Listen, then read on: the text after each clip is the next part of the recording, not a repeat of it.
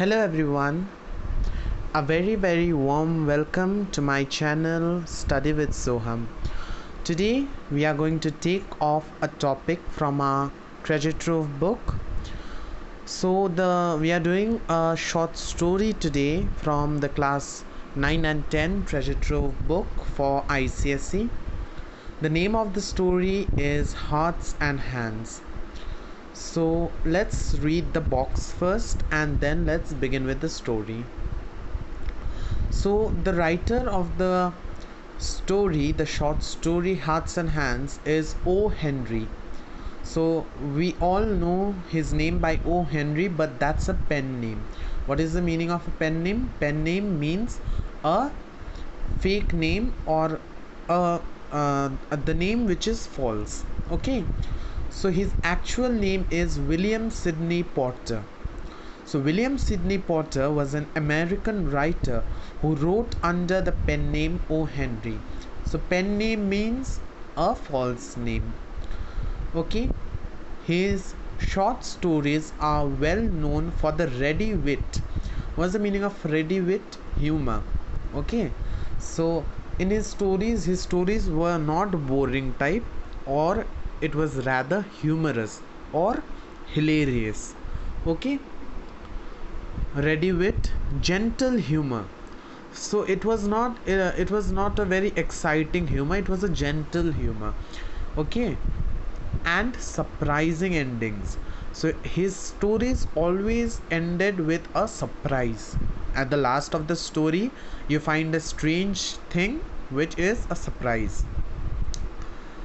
His story Hearts and Hands describes the chance encounter on a train between two acquaintances, Miss Fairchild and Mr. Easton.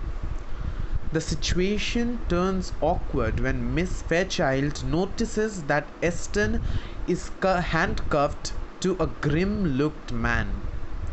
The man intervenes to save Easton from embarrassment and prevent the girl from discovering the truth about him. It is only through the observations of their fellow passengers that the reader is made aware of the real nature of the relationship between the two men handcuffed to each other. So in this story we are going to read about three people. Who are the three people? There is Mr. Easton, okay, there is Miss Fairchild, and there is a grim or glum faced looked man. So we will learn in detail about them in further of the story. So shall we begin the story? Yes. So let's begin our story. Hearts and Hands. It is chapter number 4 of your Treasure Trove books. If you have your books, please open it. It is chapter number 4, page number 69. So let's begin. At Denver, there was an influx of passengers into the coaches on the eastbound BSW Express. So at Denver is the name of the station. Okay. There was an influx. Influx means influx. What does influx mean now? Arrival of large number of crowd. Okay. So a large number of crowd was coming at Denver station. As we all know that in a station there is normally crowd. No, the passengers are there, the vendors are there, everybody is there. So with along everybody there is a crowd made. So into the coaches, so everybody is rushing to their coaches. Even we do, right? When we are traveling from a train, okay, when the train comes to the station, we rush in the train and find our coaches. So a same scene was seen in this story too. On the eastbound B and M Express. So B and M Express is the name of the train. Okay. As in India you have Kanchenjunga, Rajdhani Express, etc. So in the country they were living in, it was B and M Express. So after this, the story says in one coach there sat a very pretty young woman. In one coach, there sat a very pretty young woman, dressed in elegant taste. Elegant taste means a sober taste. Okay, a rich, classy dress up. She wore a rich, classy, and a sober dress. So, elegant taste means that. And surrounded by all the luxurious comforts of an experienced traveler. She was traveling with many luxuries, be it for think a costly suitcase, perfume, sanitizers, etc., etc. Okay, so she was surrounded by all the luxurious comforts of an experienced traveler. So it also showed that the woman loved traveling. Among the newcomers were two young men, one of handsome presence with a bold, frank countenance and manner, the other a ruffled, glum faced person, heavily built and roughly dressed. The two were handcuffed to each other. So they were the newcomers, and there were two people. So one was handsome, okay, one was handsome and bold and frank, okay, and the other was ruffled, glum faced person, heavily built means fat, and roughly dressed.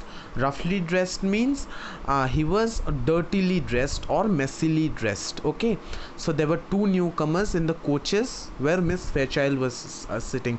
So train coaches are mainly like this, right?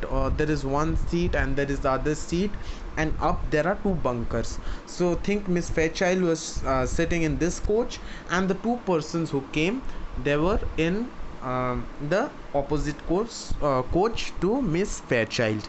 So the two were handcuffed together. So these two men, the handsome one and the glum faced one, they were handcuffed to each other. As they passed down the aisle, okay, aisle of the coach, the one vacant seat offered was a reserved one, facing the attractive young woman.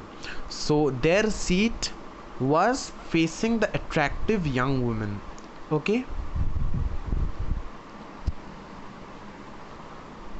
here the linked couple seated themselves. So the couple, who are the couple? The two men who were handcuffed to each other. Why are they called couples? Because they were handcuffed to each other. They were joined, right? His right hand and his left hand were joined together as they were handcuffed. Okay, and what's the meaning of aisle? Aisle means a narrow passage. In train, there are coaches both the sides, and you have a narrow passage. That passage is called aisle. Okay, attractive young woman, we have done this. The young woman's glance fell upon them with a distant, swift disinterest. Okay, so Miss Fairchild, so the woman is Miss Fairchild. Okay, I'm telling you before only, the woman is Miss Fairchild, and now the young woman's glance fell upon with a distant, means not interested. She's not interested in them, and she just looks, means she does not bother about these two men. Who are they? Like if you are traveling into a train and somebody sits just opposite to you, you will look at that person probably with a distant, with a swift of disinterest, right?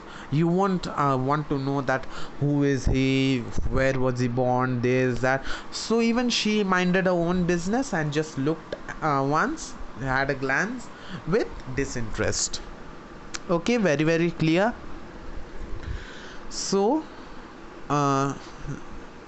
then with a lovely smile brightening her countenance and a tender pink tinging her rounded cheeks, she held out a little grey gloved hand. So first she looked at them with a disinterest, but then she started to smile. Okay, she gave a lovely smile brightening her countenance. Okay, so she gave a lovely smile and a tender pink tinging her rounded cheeks. So what does it mean? She was blushing. Okay, when you're shy, or when you're shy of someone and that person comes near you, you blush. Means you're this two cheeks turn pink or red. Same happened with the woman. Okay, so we will learn why did this happen. She held out a little gloved hand. She was wearing gloves, okay, grey colored gloves, and she held out that hand. And what did she say?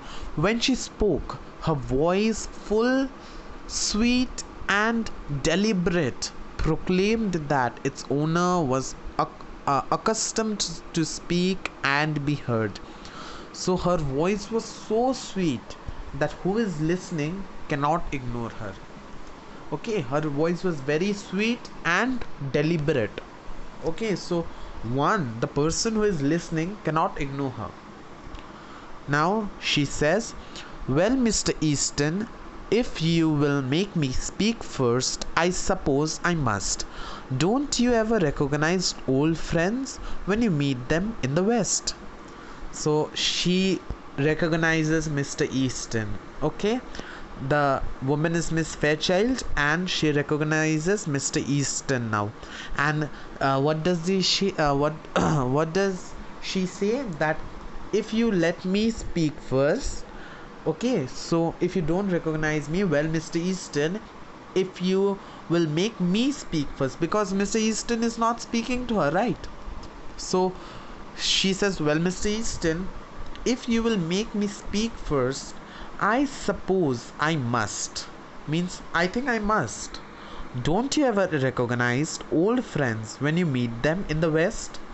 So she is maybe an old friend of Mr. Easton, and she says that don't you recognize old friends when you meet them in the West? West means the US and the English countries. Okay, the US, America, etc., etc.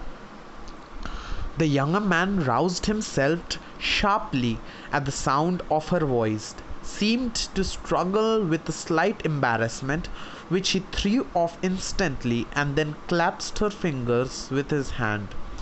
Okay, so now what did he do? The younger man, who was the younger man? Mr. Easton, roused himself sharply.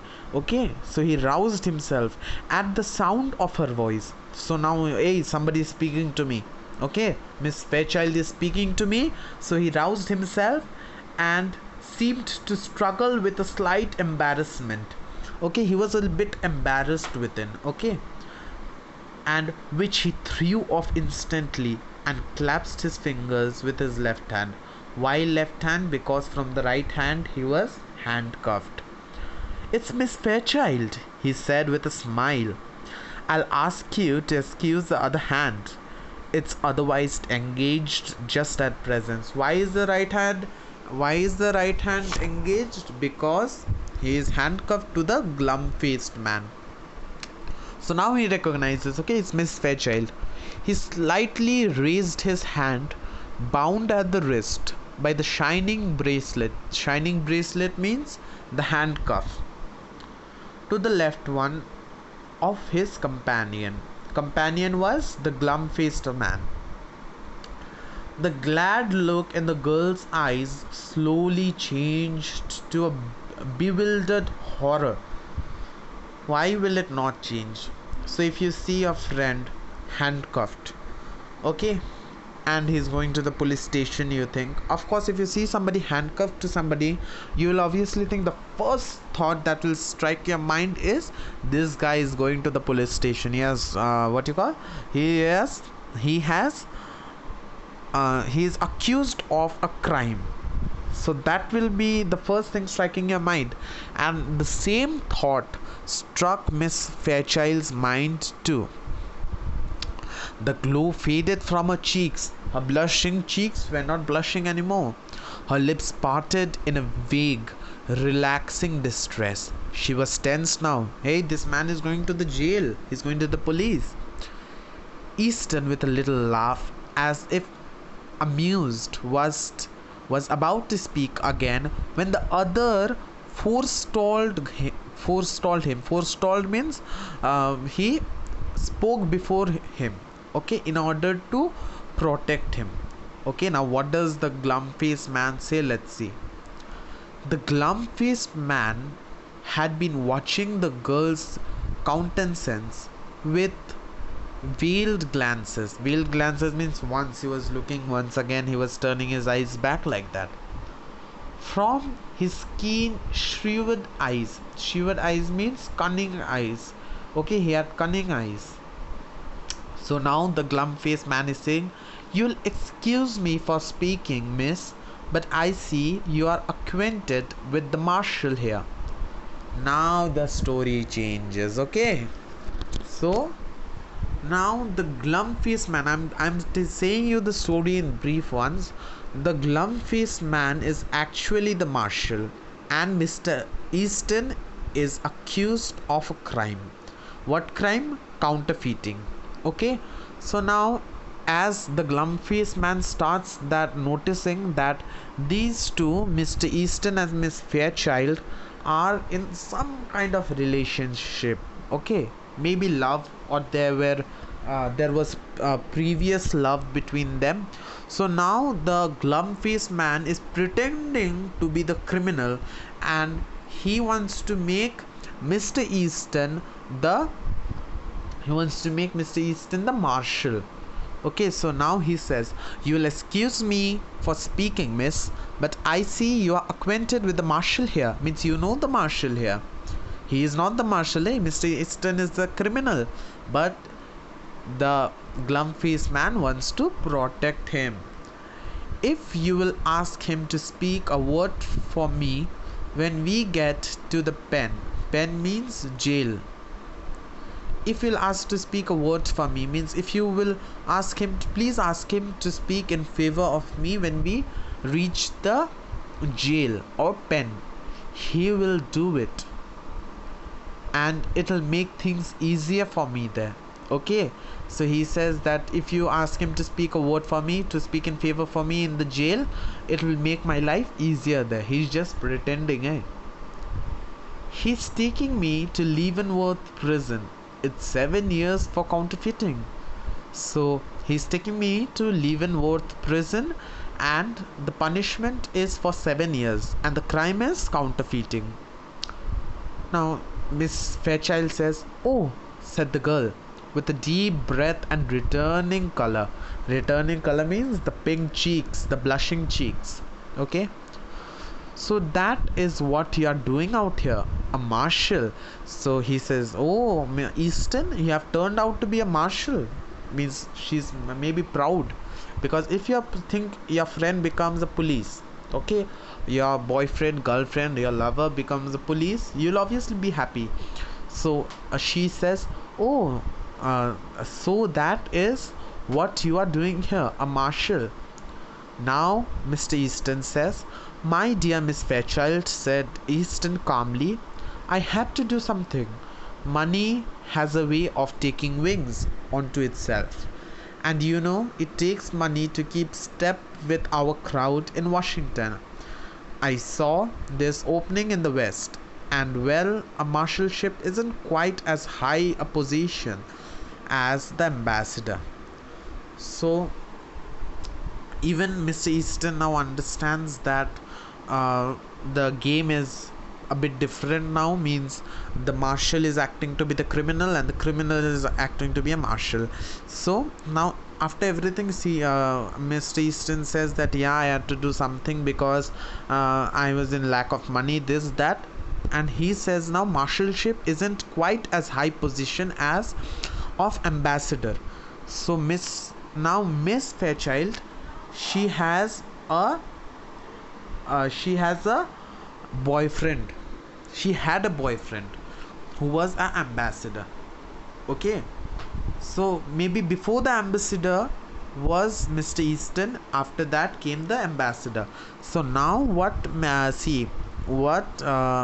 Miss Fairchild is saying, "The ambassador," said the girl warmly, "doesn't call anymore.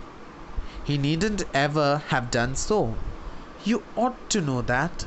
And so now you are one of the dashing Western heroes, and you ride and shoot and go into all kinds of dangers. That's different from Washington life.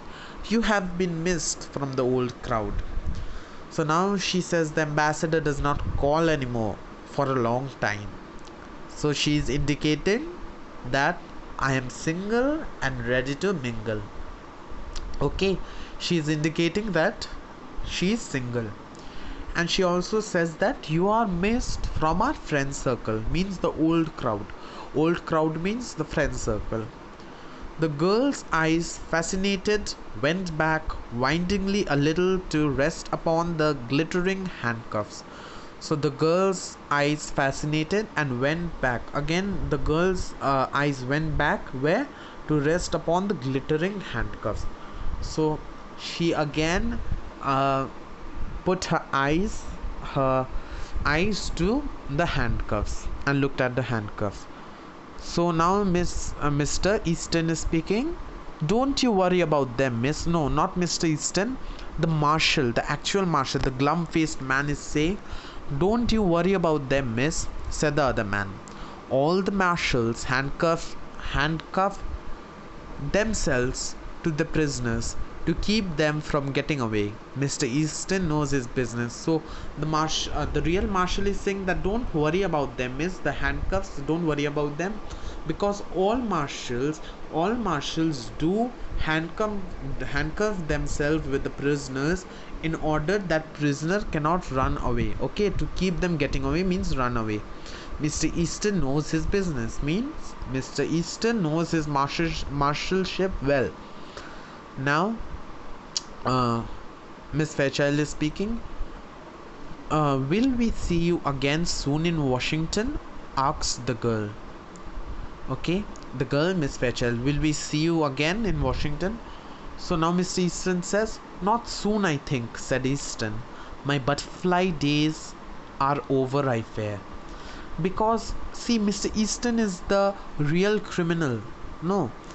And butterfly days means freedom days. So he will be in the jail for 7 years now. So butterfly days are over. And so even for 7 years he won't be able to travel to Washington or etc. Right? So that's the meaning of his butterfly days are over. He fears that. Now Miss Fairchild is saying, I love the West. West means America and all, said the girl irreverently. Okay, irreverently means casually. She's saying casually. Her eyes were shining softly. She looked away out the car window. Okay, it is not car window, it's a train window. Okay, but the writer calls it a car window. I don't know why. She began to speak truly and simply without the gloss of style and manner. Okay, so before this conversation, she was speaking in a gloss of style and manner. She had a style in her talking, okay, and manner. And what did she say? Mama and I, Mama means mother. Mama and I spent the summer in Denver. Denver mean from where had they caught the train. The train station's name was Denver, remember? So Mama and I spent the summer in Denver. She went home a week ago because father was slightly ill. I could live and be happy in the West. So I could live and be happy in the West maybe where Denver is in America only. I think the air here agrees with me. Means air here agrees with me means the air here, the climate suits me. Money isn't everything, but people always misunderstand things and remain stupid. So she says money isn't everything in the life, but people often misunderstand things. People don't understand things and they act stupid. Okay, now say Mr. Marshall, growled the glum-faced man. Okay, now the marshal, who is the glum-faced man, he's acting, Now he says, see Mr. Marshall, growled the glum-faced man, this isn't quite fair. I'm needing a drink and haven't had a smoke all day. So he's saying, so take me for smoking and drinking a bit. I haven't had a puff of a cigarette whole day and I haven't drank also. So it isn't quite fair, right? And so take me and okay, take me and let me have a puff and let me drink some. Now he said, haven't you talked long enough? You have talked long enough. Now take me to have a puff of a cigarette and drink some wine or whatever, alcohol. Okay? Take me in the smoker now, won't you? So won't you take me to the smoker now? Let's go to the smoker. I am half dead for a pipe. Half dead for a pipe means a puff of a cigarette. See, this is all he's acting because he does not want to make the conversation of Mr. Easton and Miss Fairchild too long, as things can reveal out also, you know, because too long conversations thing might reveal out. The bound travelers rose to their feet. Easton with the same slow smile on his face. So Easton has a little bit smile in his face, means a soft smile. I can't deny a petition for tobacco, he said lightly. So now Easton says, I cannot deny a petition for tobacco. As the real marshal is wanting to have a puff of cigarette, I have to take him. Everything is acting, okay? Understand it. I can't deny a petition for tobacco, he said lightly. It's the one friend of unfortunate. So tobacco or alcohol is only the friend of the unfortunate. Now Miss Easton continues. Goodbye, Miss Fairchild. Duty calls, you know. He had out his hand for farewell. Okay? So he held his hand out for farewell to handshake with Miss Fairchild and then say goodbye or fare we well. It's too bad you are going east. You're not going east. Okay? Where are they going? Leavenworth prison. So Miss Fairchild says, it's too bad you are not going east, she said, reclothing herself with manner and style again. So the above conversation, she had no manner, no style and no gloss of style, but now again she drapes herself with the style and manner. But you must go on to Leavenworth, I suppose. Means you are going to Leavenworth. You are not going to East. Now Easton says, yes, said Easton. I must go on to Leavenworth. The two men slided down the aisle into the smoker. So now the two men were going to the smoker.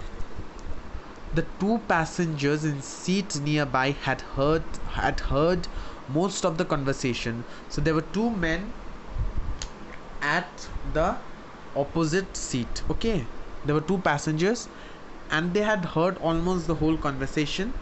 Said one of them, that's Marshall, a quite good sort of chap.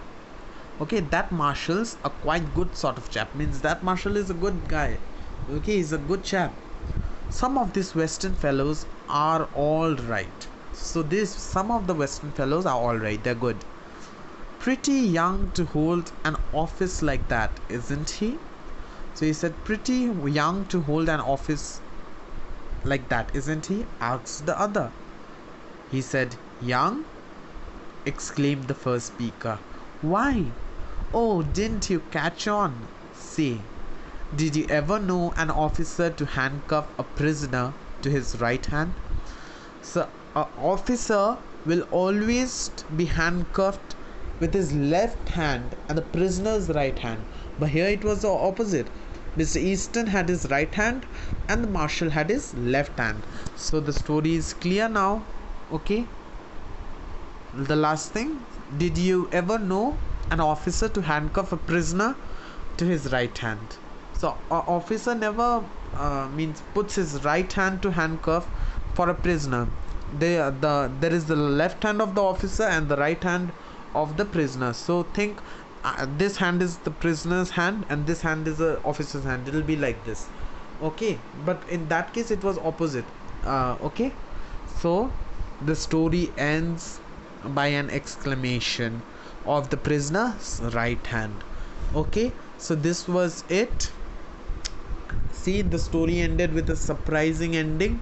So this is how O. Henry's every story is. So okay, this was for today. Hope you understood the lesson well and I could explain well. Please let me know by commenting below the video, and please like the video, subscribe my channel and press the bell notification to never miss a notification from my video. New videos coming soon, so stay tuned till then, and please do not forget to subscribe. Please subscribe. I do a lot of hard work for making these videos, and please do subscribe. Okay, so thank you for today. Bye bye, and okay, bye. Okay.